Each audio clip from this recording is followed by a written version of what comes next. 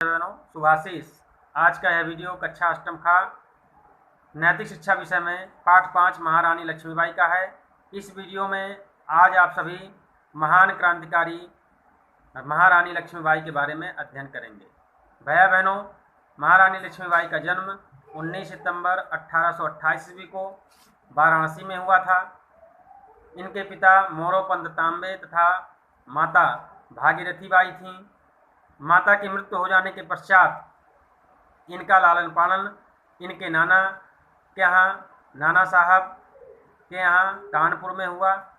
कानपुर के पास एक बिछूर नामक स्थान है, वहीं पर इनका ननिहाल था और वहीं नाना साहब जी के यहाँ इनका लालन पालन हुआ। इनके बचपन का नाम मनु छबीली था। इनका जो विवाह हुआ वह 13 वर्ष की आयु में और 1843 ईस्वी में ग्वालियर के झांसी के महाराजा गंगाधर राव से हुआ था। गंगाधर राव अधिक दिनों तक जीवित नहीं रहे। यद्यपि रानी लक्ष्मीबाई का एक पुत्र हुआ, लेकिन वह भी और असमय उसकी भी मृत्यु हो गई।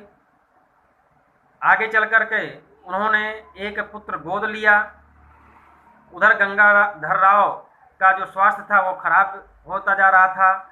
स्वास्थ्य बिगड़ने के कारण उन्होंने पुत्र को गोद लेने की अनुमति दी ताकि झांसी का कोई उत्तराधिकारी हो सके।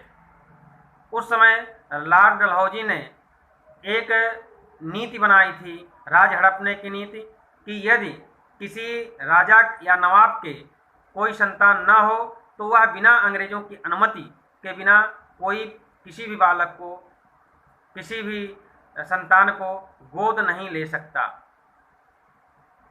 इस प्रकार की जो नीति बनाई उसे राज्य हड़पने की नीति कहा गया, विलय नीति कहा गया, डॉक्ट्रिन ऑफ लैप्स कहा गया, जो 1854 ईस्वी में लॉर्ड डलहौजी ने बनाया था।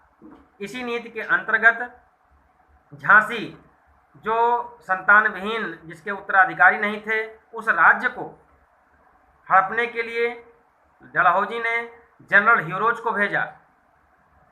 झांसी की रानी अर्थात महारानी लक्ष्मीबाई ने उनका प्रतिकार किया और अंतिम सांस तक लड़ा।